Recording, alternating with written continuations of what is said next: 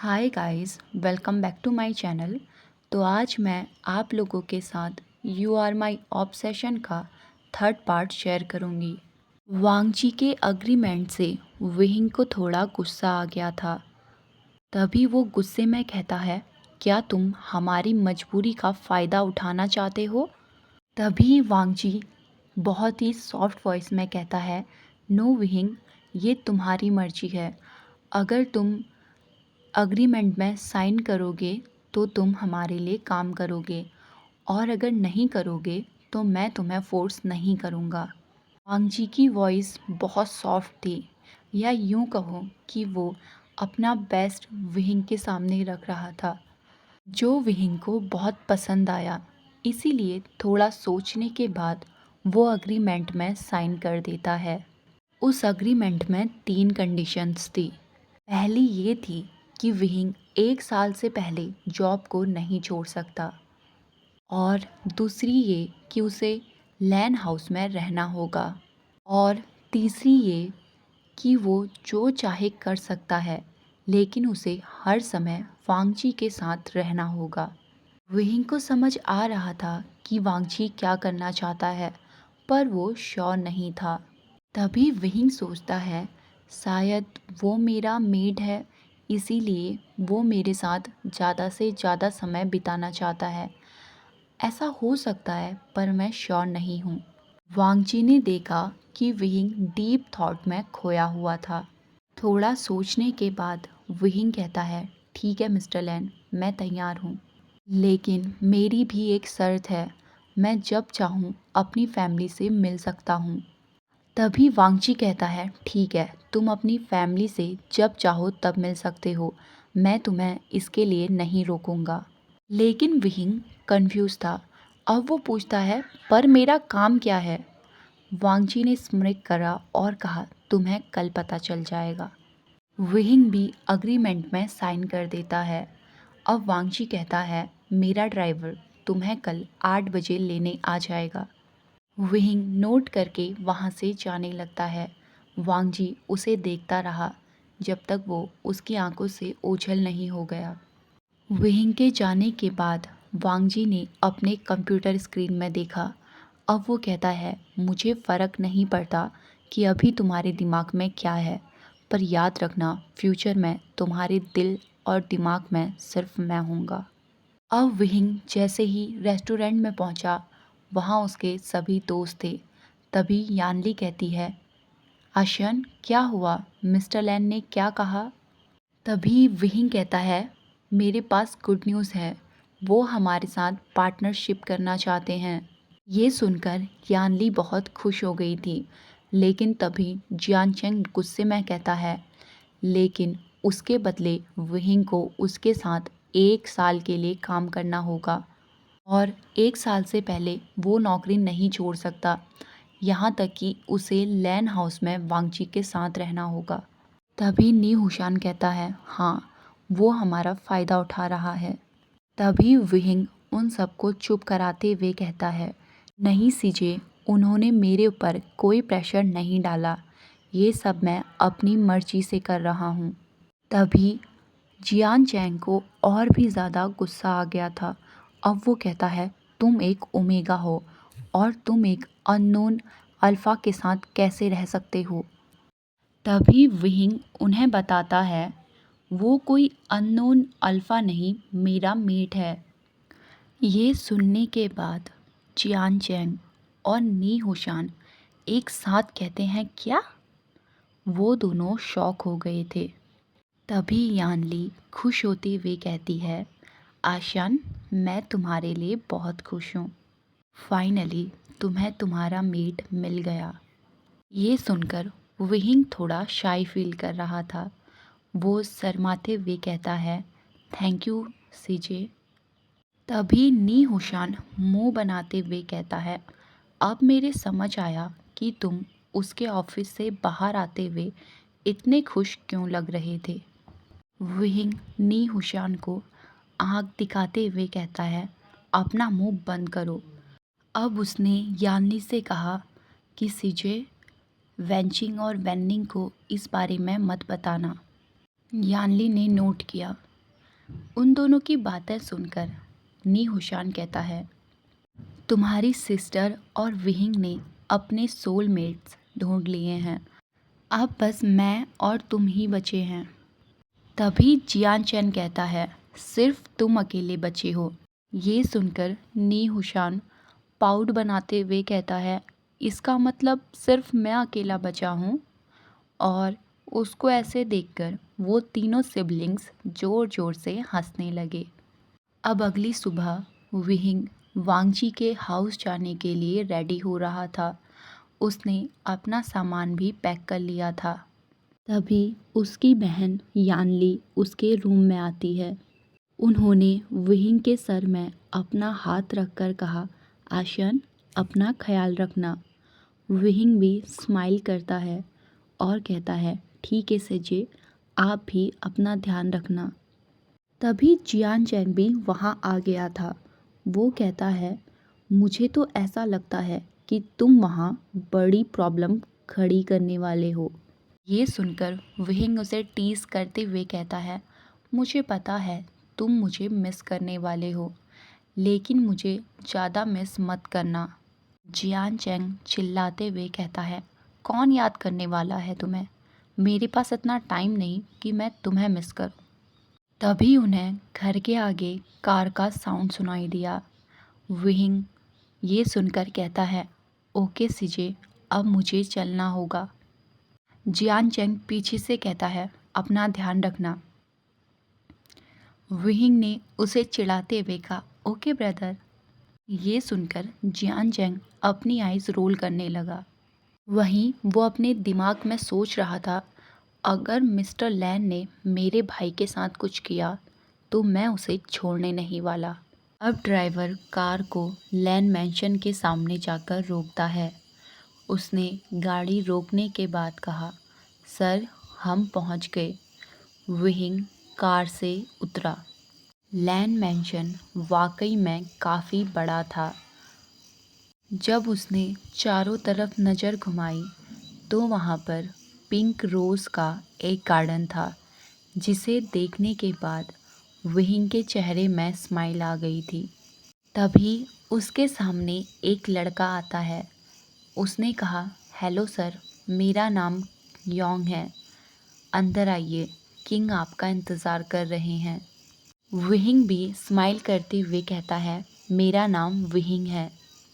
उस लड़के ने कोई जवाब नहीं दिया। वो विहिंग से थोड़ा दूरी में सर झुकाए खड़ा था। उसे ऐसे देखकर विहिंग थोड़ा कंफ्यूज हो गया था। अब योंग कहता है, सर, हमें अंदर चलना चाहिए। उसका विहिंग को सर कह के बुलाना विहिंग को थोड़ा अटपटा लग रहा था। तभी विहिंग उससे कहता है, तुम्हें मुझे सर कह के बुलाने की कोई ज़रूरत नहीं है। मेरा नाम वी वुशान है और तुम मुझे वी कह के बुला सकते हो। अब वो दोनों मैंशन के अंदर जाते हैं। तभी दो सर्वेंट आए और वो विहिंग का बैग ले गए। तभी योंग उससे कहता है, सर, आपका अपस्टेयर में इंतज़ार कर रहे हैं। इतना कह के वो चुपचाप अपना सर झुकाए वहाँ से चला गया। लेकिन विहिंग को नहीं पता था कि कोई उस पर नज़रें बिछाए बैठा है।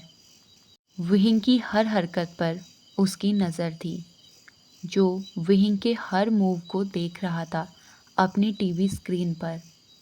तभी वांगची टीवी स्क्रीन पर देखते हुए कहता है, फाइनली तुम मेरे पास आ गए। मैंने अपना प्रॉमिस फुलफ़िल किया। मैंने तुम्हें 24 घंटे के अंदर ढूंढ निकाला और अब बहुत जल्द तुम भी मुझसे प्यार करने लगोगे। विहिंग वांगची के ऑफिस रूम में जाता है, जहां वांगची उसका वेट कर रहा था। तभी उसने वांगची को अपने सामने देखा, जो ब्लैक ड्रेस में था, और उसे ऐसे देखकर विहिंग सोच रहा था, ओह माय गॉड, मेरा मेट कितना हैंडसम है। अब विहिंग उससे कहता है, हेलो मिस्टर लैन। तभी वांगची ने भी कहा, हेलो विहिंग, तो तुम्हें ये जगह पसंद आई? अब विहिंग स्माइल करते हुए कहता है, हाँ, ये जगह बहुत खूबसूरत है। बाय द वे अब मुझे क्या करना होगा आपके लिए? अब वांगची कहता है, यही वो जगह है जहाँ तुम्हें आज से काम करना है। विहिंग ये सुनने के बाद चेयर पर बैठ जाता है और वांगची का आज का शेड्यूल चेक करने लगता है। इस सब के बीच वांगची उसे ही देख रहा था। लगभग 2 घंटे काम करने के बाद विहिंग ने अपने लिप्स को बाइट करना स्टार्ट कर दिया। वांगची की नज़र उस पर ही थी। जैसे ही वो विहिंग को ऐसे देखता है, उसे हॉट फील होने लगा। उसने खुद को कंट्रोल करने के लिए अपनी मुट्ठी टाइटली बांध दी। तभी उसके कुछ देर बाद विहिंग पेन को अपने लिप्स में रखता है, जिसे देखकर वांगजी को उस पेन से भी जेलस फील हो रहा था। विहिंग वांगजी की फाइल चेक कर रहा था, जिसमें वांगजी का डेली रूटीन और उसका वर्क लिखा था, और विहिंग को वांगजी का क्या काम करना है उसमें वो भी लिखा हुआ था। उस फाइल को पढ़ने के बाद विहिंग सोच रहा था, ये तो पर्सनल असिस्टेंट का काम कम और एक वाइफ का काम ज़्यादा लग रहा है। तभी वो फाइल की आखिरी लाइन पढ़ते ही शॉक हो गया, क्योंकि उसमें लिखा हुआ था कि उसे वांगची को रेडी करने में भी हेल्प करनी होगी। जिसे पढ़ने के बाद विहिंग की आंखें शॉक में बड़ी और गाल टमाटर जैसे लाल हो गए थे। विहिंग का ऐसा एक्ट देखकर वहीं दूसरी ओर वांगजी स्माइल कर रहा था। तभी वहां यॉन आता है और वांगजी से कहता है, सर मीटिंग की सारी प्रिपरेशन कंप्लीट हो गई हैं। वांगजी ने उससे कहा, ठीक है अब तुम जाओ। अब वांगजी खड़ा होता है और विहिंग से कहता है, मुझे मीटिंग के लिए रेडी होना है, इसलिए मेरी हेल्प करो। विहिंग कंफ्यूज होकर पूछता है, मैं? वांगजी ने अपने कोल्ड फेस के साथ जवाब दिया, हाँ तुम। अब विहिंग वांगजी को फॉलो करते हुए वांगजी के रूम में आ जाता है।